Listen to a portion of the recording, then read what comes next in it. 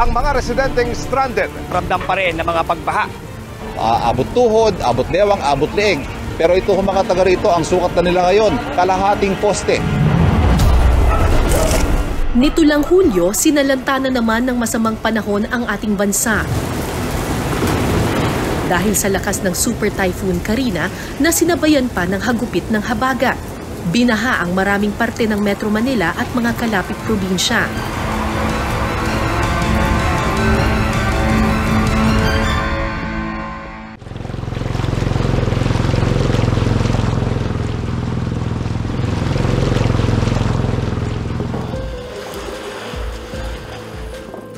At gaya ng inaasahan, kasama sa mga nalubog sa baha ang maraming kabahayan, pati mga eskwelahan.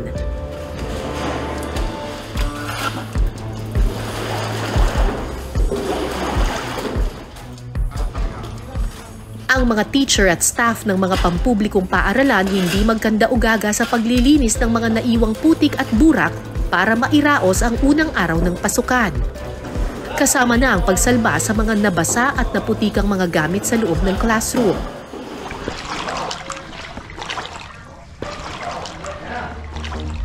Kabilang rito ang isang maliit na elementary school sa Pampanga na nagsusumikap na isalba mula sa pagkakasira ang mga aklat na ito. Mga textbook na pangunahing instrumento sana ng mga bata para matuto.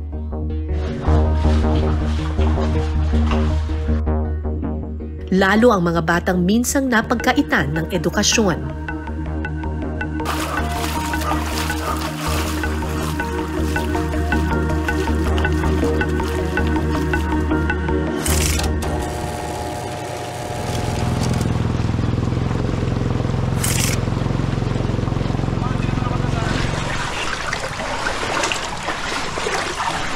Kung marami sa atin sa Metro Manila ang nagulat sa biglang pagtaas ng tubig baha dito sa Masantol, Pampanga, parang pangkaraniwan na lang ang baha sa kanila. Taon-taon na itong kalbaryo ng mga taga rito. Very low-lying kasi itong Masantol, Pampanga. Papunta tayo ngayon sa San Nicolas Elementary School. Eto, dito pa lang hanggang dito na yung baha. Ewan ko kung pagdating doon gano'n kataas pa yung baha dito. So eto, papasok tayo ngayon doon sa elementary school ng San Nicolas. Talagang baha na sa entrance pa lang. Ito yung isa sa mga classroom. Ay! Naku, ano pala dito? Malalim. Sa isa sa mga classroom nila. Diyos ko. Talagang binaha. Ay! Andito si Sir. Hi, Sir! Hello po. Hello po. Oh, talagang pinasok na! Oh my gosh! Hi, Sir Chris! Hi po. Diyos ko, binaha talaga! Oh, Yung sa ibang classroom? grade 2 classroom. Grade 2 classroom. So, mukhang matagal-tagal pa bago maano to, ano? Parang matagal po ngayon yung mag-subside. Pero di ba dito sa Masantol, dahil low-lying siya, dahil malapit siya sa Pampanga River, Opo. coastal area kasi yung kalahati ng Masantol. Kaya Yes. kapag umulan lang ng kaunti, talagang umaapaw. Umaapaw po. Oo, So, para siyang naging naman, catch basin. parang catch basin na tinatawag dito sa Pampanga.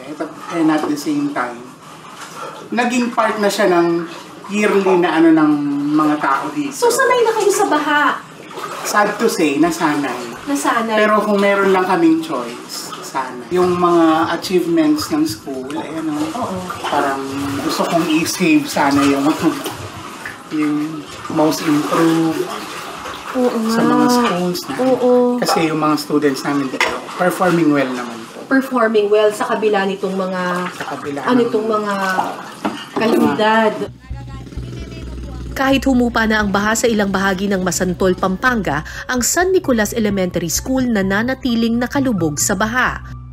At dahil sa pagbahang ito, nasira din ang ilan sa kanilang mga kagamitan sa classroom. Ano to? Records? Baka records to? Ano po, SBM? SBM? Anong SBM? School-based management po, every year. Ano yun? Importante po namin papeles. Importante papeles to? Diyos ko, so paano mangyayari nito? May maisasalba pa ba tayo? Ito trying our very best. Oo, ito wala ng laman. Sayang itong mga awards. I-safekeeping natin ito. Sir,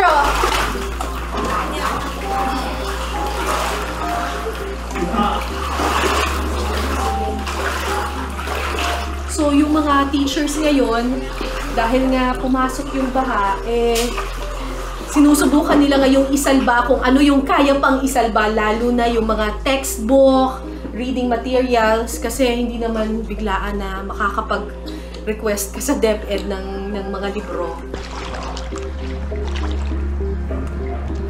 Ito naman yung classroom ng grade 5. Medyo mas luma dito. Kaya, tinambakan na rin nila actually ito. Kaya, tingnan nyo, yung kisame medyo mababa na siya talaga. Tsaka mukhang sira na rin yung kisame. Kung hindi nila tinambakan ito, siguro hanggang dito yung baha dito. Grabe yung yung kasi.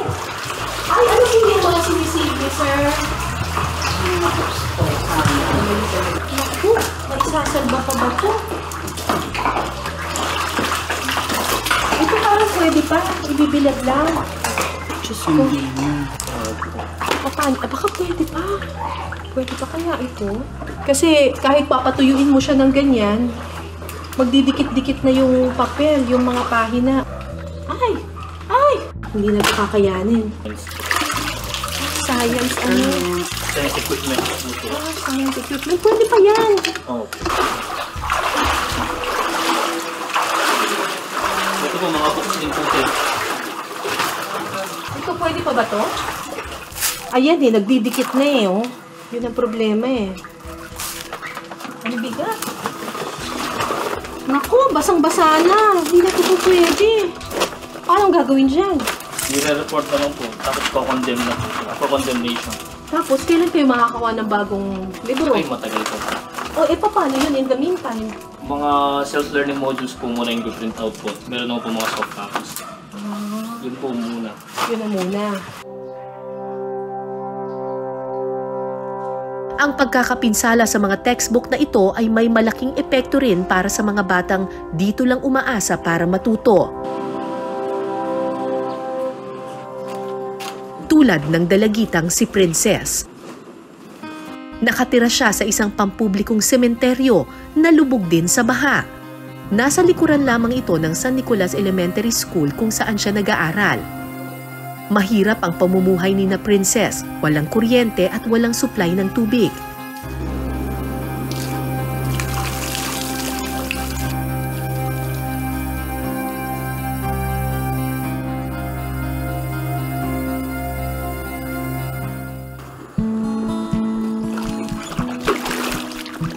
Kahit hindi pa humupa ang baha, matyaga niyang nilulusong ang daan papunta sa paaralan.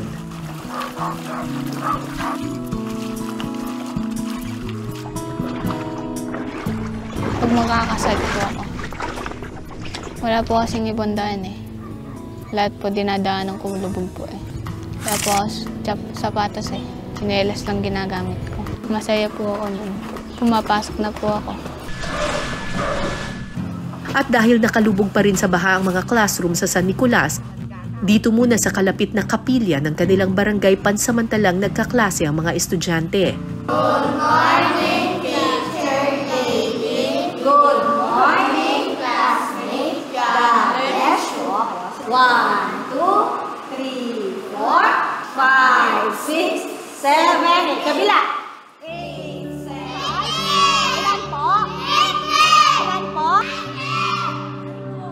Kapansin-pansing mas matangkad si Princess kumpara sa kanyang mga kaklase. Ito ay dahil 12 anyos na si Princess pero nasa grade 2 pa lamang. Ang advisor niya si Teacher Lailin, isa sa mga nagkumbinse sa kanyang pumasok sa eskwela kahit nahuli na siya sa grade level. So nakikita po nila po nga na parang kapag ka po may pumapasok na mga bata, sila po, nakatayo lang po sila dun sa may gate po ng sementeryo, tinitignan lang po yung mga bata na pumapasok sa paaralan. Tapos linapitan po sila ng co-teacher po namin po na isa. Tinanong nga po na bakit nga po hindi sila pumapasok o hindi sila nag-aaral. Kinausap po yung mga magulang. Yun nga daw po kasi po, yung ano po kasi ngayon na kailangan po ng birth certificate. So yung sinabi nga po nila, parang nung pinanganak daw po yata sila, hindi po agad na ilakad nung mga parents kasi po dahil nga po no read no write nga po sila. Tapos nataka namang magtula. Minsan po nahihiya po ako. Pero sabi na po ni teacher ko, pabayaan ko na lang po. Siya po yung nagsabi na pabayaan ko na lang po kahit malilit po yung mga classmate ko. Para po ako matatapos ng pag-aaral po. Kahit na 12 years old pa lang po ako. Pinilit ko po yung sarili ko na pumasok.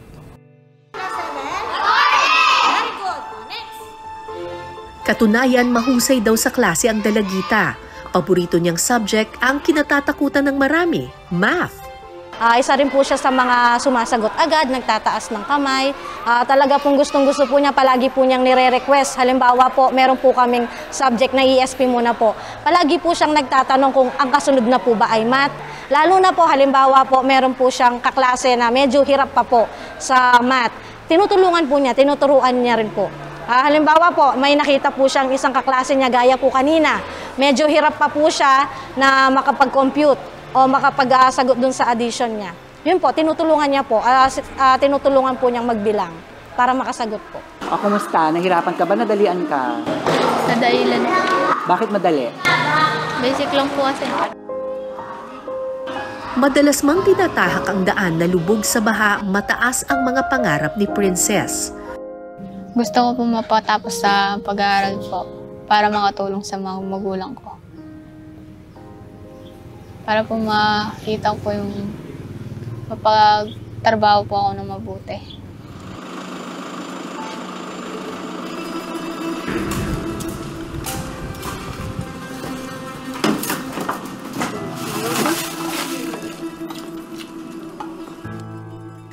Kasamang naninirahan ni Princess ang kanyang mga magulang at 3 kapatid sa musuleyong ito. 10 taon na silang naninirahan dito. Pero di tulad ng mga nakalibing sa sementeryong ito, sina Princess, wala talagang permanenteng tirahan.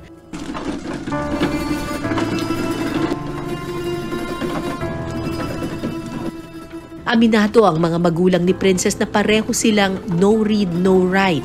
Pamamasada ng pedicab ang kanilang ikinabubuhay. Kahit may grade 1 kung mayari. Yung sabi ko, may grade 1 lang naman ka, no? Ngayon sabi ko kang Princess, sa akong gangi ka mo mayari ako, kaya ka na ako. Yan po, kahit na anong oras ako, makatindi na ka man, kahit na anong kaya ako. Bala sabihan ko kaya, yung tang papakain na akong, paparandaman na ako, hanggang na anong sabihan ko kaya, para mo kayo mo yan. Dito rin siya sa mausoleo gumagawa ng kanyang homework.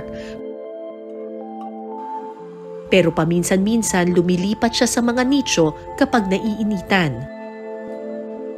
Mas madali raw sana para kay Princess ang gumawa ng takdang aralin kung hindi nasira sa baha ang kanilang mga textbook. Kasi po nahihirapan po ako magbasa eh. At sasagutin po yung mga English po. Kung wala pong review, nahihirapan po ako eh. Ayon kay Teacher Chris na dito rin nag-aral at nagtapos, estudyante pa lang siya, may problema na ang eskwelahan nila sa taon-taong pagbaha. Normal na nga lang daw sa kanila ang maglakad sa tubig kapag papasok sa klase. Yung naging buhay namin dito, palaging ini-expect na namin pagsapit ng July until mid-November, talagang darating at darating yung baha. So, yung hindi pangkaraniwan sa amin, pag nangyari na yung year na to, walang tubig or walang baha, dun kami parang, ha? Ba't walang baha ngayon? Iba yung ano namin, yung isip namin na para bang every year, alam namin yung magiging routine namin sa buhay. So, naging struggle at the same time, yun din yung ginamit namin na motivation para sana in the future, matulungan namin yung school na pinanggalingan namin. Pero ilang dekada na ang lumipas, ganun pa rin ang suliranin na iniinda ng mga guro at estudyante rito. Ayon sa datos ng Department of Education o DepEd, aabot sa mahigit 5,000 o 16.3% ng mga elementary school sa bansa binabaha taon-taon. Bukod sa mga classroom na hindi mapasukan dahil sa baha, masakit din para sa kanila na masira ng baha ang mga kagamitan sa pagtuturo, lalong-lalo na ang mga textbook. Malaking tulong kasi ito sa mga estudyante, lalo na sa mga nakatira sa mahihirap na komunidad. Karamihan sa kanila ay mga grade 5 at grade 6. Nung nag-aaral ako dyan as elementary, yung mga books namin kahit luray-luray, gutay-gutay na siya, nililigtas siya ng mga teachers ko. So, sabi ko sa isip ko, ganun ba kahirap yung bansang Pilipinas para mag-provide sila ng mga books. So, that was early hanggang middle 90s. And then, yung parang history, nagre-repeat pa rin. Sad to say, walang school year na nabuo yung mga books para sa mga bata. Hindi siya 1:1. Hindi siya ganun na ratio. Sinubukan naming kunan ng panayam ang Department of Education hinggil sa hinaing ng mga taga San Nicolas Elementary School pero hindi sila nagpaunlak. Sa ngayon, patuloy ang construction ng bagong school building sa San Nicolas. 2 palapag daw ito at inaasahang hindi napapasukin ng baha. Habang hinihintay ito, patuloy sa pag-aaral ang mga bata. Kahit kulang sa libro, nagtsatsaga ang mga guro at estudyante ng San Nicolas Elementary School para hindi maputol ang edukasyon. Wala mang magamit na textbook sa ngayon si Princess, hindi ito hadlang sa kagustuhan niyang matutong bumasa.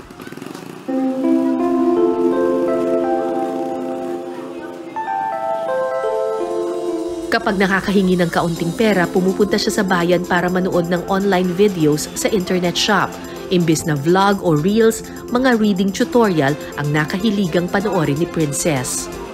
Pumupunta po ako sa computer shop. Manonood po ako ng nagbabasa po para sinasabayan ko po. Minsan po Tagalog, tapos po minsan English. Pag nanonood po ako, natututo po ako.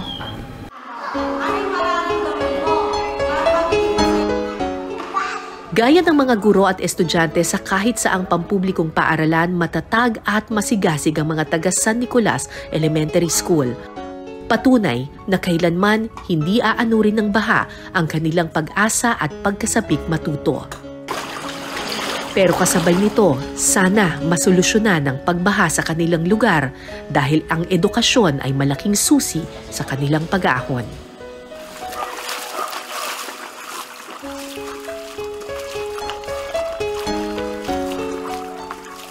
Ako po si Cara David. Ito ang Cara Docs, ang kwento sa bawat numero.